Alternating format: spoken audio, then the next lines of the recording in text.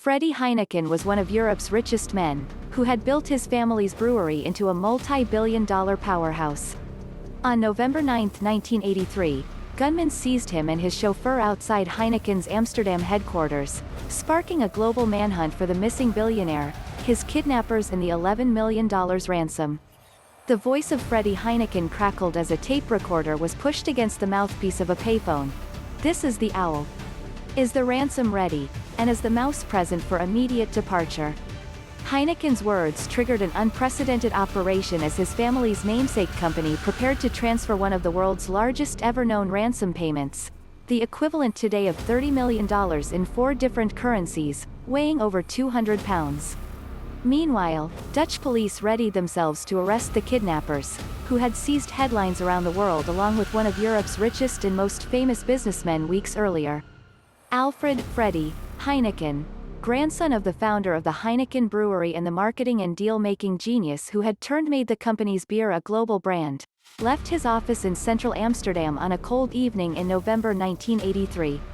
He expected to be greeted by his long-serving chauffeur, a flat Doderer, but instead he was confronted by men carrying guns, who, after a brief scuffle, bundled him and his driver into a delivery van.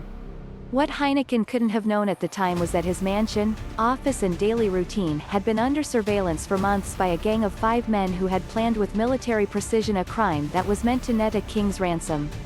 The men stalking the billionaire, Cor van Hout, Willem Holleeder, Frans Meijer, Boellaard and Martin Erkamps, had met as teenagers and young adults in a hardscrabble district of the Dutch capital. The gritty Amsterdam of charismatic ringleader Van Hout's youth contrasts with the modern Netherlands, which has shuttered prisons as crime rates have fallen to record lows.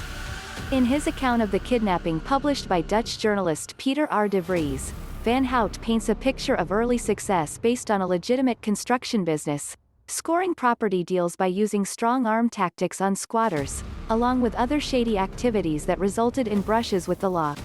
Van Hout claims the men started to seek a big score after an economic downturn cramped their passions for luxury cars, race horses and partying. Former Dutch police, however, suspect that Van Hout's property deals and business were just a cover for his gang's involvement in a series of unsolved armed robberies.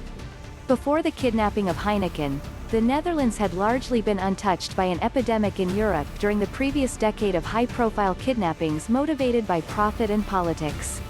But Van Hout and the other men began to scour the society and finance pages of the Dutch press for targets. "We'd established a few principles.